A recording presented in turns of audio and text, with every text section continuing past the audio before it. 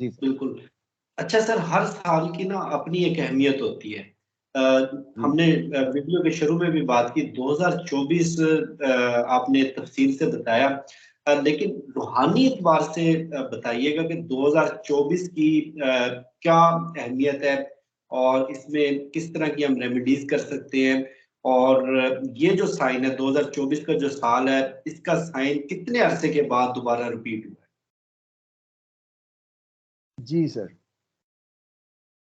Sir 2024 चूंकि इस Saturn है प्लेनेट, इसको रूल करता है। तो सैटर्न ना सर बेसिकली हमारे आसमानी कौंसल का ना एक सबसे सुस्त रफ्तार सितारा है। सैटर्न का जो क्याम होता है ना सर एक घर में, जैसे मैंने बताया कि 2.5 साल होता है। अगर हम मून चांद की बात करें, सैरा कमर, वो 2.5 दिन होता है, 52 से 54 घंटे ही होता है जस्ट उसका क्याम। तो इस तरह से सैटर्न के सर जो नताइज भी होते हैं ना, वो आपको देरपा और दूर रस देखने को मिलते हैं। तो इसी वजह से सैटर्न का अदद जो है, ये एक सर जस्टिस करने वाला अदद भी है। इसमें हम ये भी प्रेडिक्ट कर सकते हैं कि अगर हमने कुछ अच्छे काम किए हैं पास में, तो उसके हमें अच्छे रिजल्ट्स भी देखने को मिलेंगे।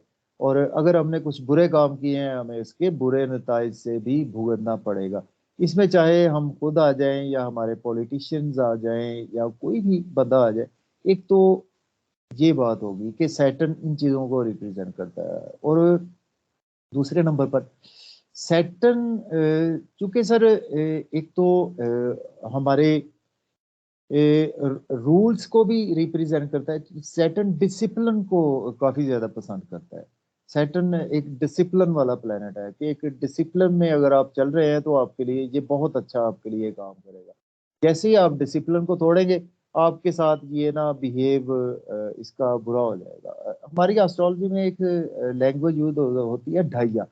इसको हम बोलते हैं 2.5 साल का एक टाइम होता है। तो अढ़ाइया जो है वो ये भी सैटर्न से ही देखा जाता है कि जैसे ही सैटर्न आपके किसी सपोज 12वें घर से गुजर रहा है आपके, ये आपका अढ़ाइया है। सैटर्न आपके 8वें घर से गुजर रहा है, ये भी आपका अढ़ाई है। यानी 2.5 साल आपके बहुत टफ होते हैं। टफ होते हैं 2.5 साल। वो इसी तरह से 7.5 भी बोला जाता है। 7.5 भी मैं बता देता हूँ, चले अब टॉपिक ही हमारा यही है आज का। तो 7.5 सर जिन हमारी वैदिक एस्ट्रोलॉजी में जिन 7.5 सर बेसिकली होती है जिस राशि में ना, राशि मतलब जिस नंबर में मून पड़ा होता है ना आपका, आपके पैदाइशी दर्जा में, उस उसको बोलते हैं राशि। इस वक्त जिन राशियों की चल रही है ना 7.5, उसमें पहले नंबर पर है कैप्रिकॉर्न की चल रही है 7.5, 7.5 साल का ये टाइम होता है। दूसरे नंबर पर एक्वेरियस है, बुर्ज दल्फ की 7.5 चल रही है। तीसरे नंबर पर पाइसिस की 7.5 चल रही है। तो ये 7.5 साल का फेस बहुत ही एक टफ फेस होता है। ये हमारा ऐसा फेस होता है कि जिसमें ये वही बात होती है कि अगर हमने अच्छे काम किए तो ये एक ना आप कह लें कि इम्तहान वाला काम हो जाता है कि पेपर, हम हमारे पेपर होते हैं एक किस्म के कि जैसे अगर हमने अच्छी तैयारी की है पेपरों की या पहले कुछ अच्छा पढ़ा है, तो उस तरह से इसके रिजल्ट्स मिलते हैं। और अगर अच्छे काम किए, अच्छे भी रिजल्ट मिलते हैं। लेकिन हर्डल्स रहती हैं बेसिकली इसमें। तो इसकी रेमेडीज यही होती है, सैटर्न की बेसिकली रेमेडी यही होती है। एक तो एवरी सैटरडे वाले दिन हमें कोई ना कोई ब्लैक रंग की चीज का सदका जरूर करना चाहिए। ब्लैक रंग में जो हम अफोर्ड कर सकते हैं उसका सदका करें। किसी गरीब को अगर हम ब्लैक चादर लेकर दे दें, किसी को ब्लैंकेट लेकर दे दें, या किसी को चाहे जुराबे लेकर दे दें, ब्लैक रंग की कोई चीज का सदका जो कि किसी के काम भी आ सके। जानवर और परिंदों को भी हम डाल सकते हैं। तो ये एक बेस्ट सदका होता है इसका सैटर्न का। और दूसरे नंबर पर इसमें हमने सफेद चीजों के भी सदकात करने होते हैं, क्योंकि हमारे मन पर बहुत ज्यादा इसके इफेक्ट्स होते हैं सैटर्न अदद के। उसमें सफेद आटा दें, चावल दें, सफेद चीनी दें। तो जो भी सफेद चीजों के सदकात है, ये हमें जरूर करनी चाहिए। तो रूहानी एतबार से सैटर्न जो है ना सर, ये अगर हम देखें ना इसको बहुत ज्यादा डीपली, इस प्लेनेट को, तो इस प्लेनेट को बुरा, जैसे ही एस्ट्रोलॉजी में लोग सैटर्न का नाम ही लेते हैं ना कि जी ये सारा जोहल, ये तो जी है। तबाही कर देगा और ये कर देगा वो कर देगा। तो करता जरूर है, लेकिन इसके बरअक्स भी होते हैं। वो उनके लिए होते हैं कि जिन्होंने काम अच्छे किए होते हैं सर। जिन्होंने बुरे काम किए थे ना, उनको तो तबाह भी कर देता, और जिन्होंने अच्छे काम किए उनको सर फकीर से बादशाह भी बना देता है। जैसा कि नरेंद्र मोदी साहब हैं, आप उनका भी देख लें। उनका भी सैटर्न जो है वो उनका शश योग बनाकर बैठा हुआ है। तो उनको सैटर्न की वजह से ही, उनको मेहनत की वजह, सैटर्न बेसिकली उनसे मेहनत बहुत करवाता है। ये हमारे जॉब मेहनत का ये कहता है कि आपने काम करना है तो फिर आपको कुछ मिलेगा। काम करने के बगैर आपको कुछ नहीं मिलेगा। ये इस किस्म का प्लेनेट है। तो सैटर्न को अगर हम डीपली देखें ना सर, तो सैटर्न एक बहुत अच्छा प्लेनेट है। बहुत जस्टिस करने वाला प्लेनेट है, इंसाफ करने वाला प्लेनेट तो अच्छा ही होता है ना सर। तो इसकी बस इसको समझने की बात है। जो इसको समझ गया तो वो इससे अच्छे रिजल्ट लेगा, जो नहीं समझा वो इसके बुरे रिजल्ट लेगा। तो ओवरऑल 2024 का अदद जो है ना सर, ये हमारे लिए तबाही लेकर आ सकता है, क्यों नहीं आ सकता। अगर हमारी यही करतूतें रही सर, गुनाहगार हैं हम सब।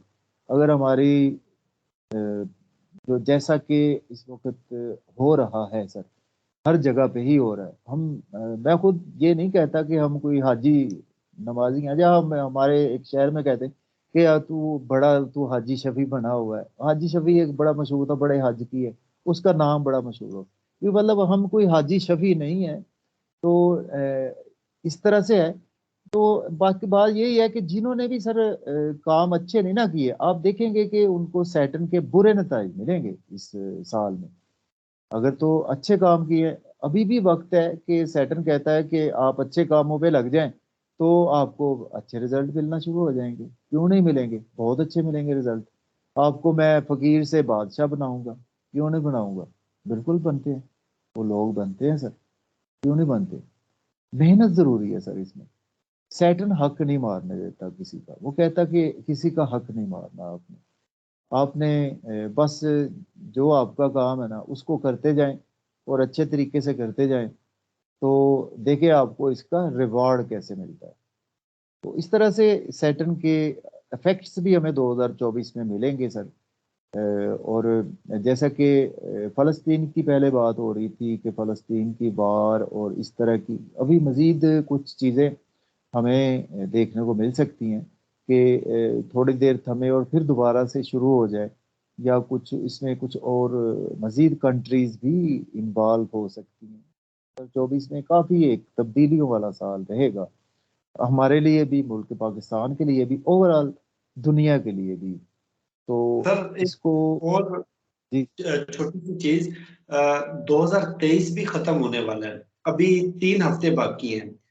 इन 3 हफ्तों में 2023 में कोई ऐसी मोमेंट, कोई ऐसी घड़ी, कोई ऐसा लम्हा जो लोगों को नहीं मिस करना चाहिए, और कोई खास वजीफा जिस घड़ी से लोगों की जिंदगी चेंज हो सकती है।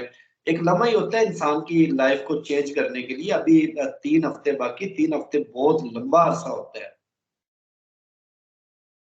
जी जी जी, बिल्कुल सही आप फरमा रहे हैं सर। बिल्कुल सातें होती हैं हमारी एस्ट्रोलॉजी में। जब भी स्यारा कमर जो है ना सर, ये अपने शरफ में होता है, और कुछ अच्छे नक्षत्रों में होता है ना स्यारा कमर, तो वो कुछ ऐसी सातें होती हैं। वो इसको लोग काफ़ी ज़्यादा वो कहते जी नहीं, तो ये तो बिद्दत है, आपको कैसे पता कि ये टाइम कबूलियत की घड़ी का टाइम है, या इस तरह से। तो इसमें ज़ाहिर है हमने तो एस्ट्रोलॉजी की बिना पर बात करनी होती है। तो बिल्कुल जब भी स्यारा कमर, आप खुद भी देख सकते हैं इसको, स्यारा कमर जब भी आपके टॉरस साइन में आएगा ना, वहां पर ये शरफ का होता है स्यारा कमर। तो स्यारा कमर जब भी टॉरस साइन में आता है तो उस वक्त हमें चाहिए कि अल्लाह ताला से गिड़गड़ा कर दुआ करें, और कुछ ना कुछ जो भी हमें रूहानी वज़ाइफ आते हैं वो पढ़ें, और नमाज पढ़ें, और अल्लाह ताला से दुआ करें। अपने मुल्क पाकिस्तान के लिए दुआ करें कि हमारे मुल्क पाकिस्तान को अल्लाह ताला यहूद और नसारा के नापाक अजाइम से महफूज रखे। तो उसमें सातें यही होती हैं सर, जब भी सारा कमर टॉरस साइन में आता है ना, तो ये घड़ी होती है, ये 2.5 दिन का टाइम होता है कि ये आपकी हम कह सकते हैं कि ये अच्छा टाइम होता है। अल्लाह ताला ज़रूर इसमें दुआएं कबूल कर फरमाते हैं।